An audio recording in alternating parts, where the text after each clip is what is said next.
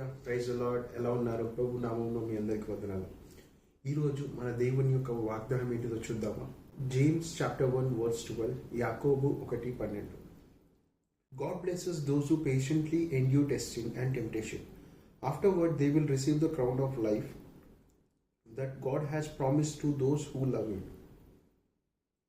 శోధన సహించువాడు ధన్యుడు, అతడు శోధనకు నిలిచిన వాడై ప్రభు తన్ను ప్రేమించు వారికి వాగ్దానము చేసిన జీవ కిరీటము పొందును.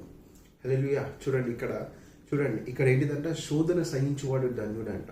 అంటే స్పష్టంగా చెప్తున్నాడు, ఎవరైతే శోధన యందు జయముగా నిలుస్తారో అవునా వారు వాగ్దాన కిరీటం పొందుకుంటారంట. అంటే ఇక్కడ చూస్తే నువ్వు అనుకుంటున్నావు కదా, ఈ శ్రమలు ఉన్నాయి, ఈ బాధలు ఉన్నాయి, వీటిని ముందుకెళ్ళలేకపోతున్నా అంటే మన దేవుని యొక్క వాగ్దానం సెలవిస్తుంది. ఏంటిదో తెలుసా? శోధన సహించువాడు ధన్యుడంట. అంటే నీకు దేవుని నుంచి ఘనత వస్తుందంట. అంటే నువ్వు దేని గురించి దిగులు పడాల్సిన అవసరంలా. ఒకటి గుర్తుపెట్టుకోవాలి, ఏంటిదనంటే మన దేవుడు మనలో ఉన్నాడు, ఆయన నీలో ఉన్నాడు.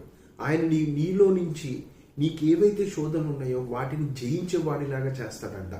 అందుకోసమే నువ్వు విశ్వాసముతో నమ్మకముతో ఆయన యొక్క వాగ్దానాన్ని పట్టుకొని ముందుకెళ్ళు, జీవ కిరీటాన్ని నువ్వు పొందుకుంటావంట. అంటే ఈ శోధనను చూసి భయపడటం కాదు.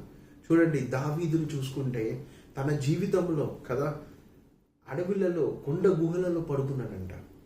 కానీ చూడండి, ఒకసారి తన శోధన జయించిన తర్వాత జీవ కిరీటం లాగా సింహాసనము కదా, ఒక మంచి రాజు, స్థిరమైన రాజు కదా, అంత మంచి వాగ్దానాన్ని పొందుకున్నాడంట. అందుకోసమే శోధనను జయిస్తున్నావు అంటే దాని యొక్క మంచి ఫలితాన్ని దేవుడు నీ కోసం దాచిపెట్టాడంట. ఎలాగైతే దావీదు జీవితంలో జరిగిందో నీ జీవితంలో కూడా దేవుడు అలా చేస్తాడంట. అందుకోసమే నీ శోధనలలో ధైర్యముగా జయించు, దేవుడిచ్చే జీవ కిరీటాన్ని పొందు. అవునా?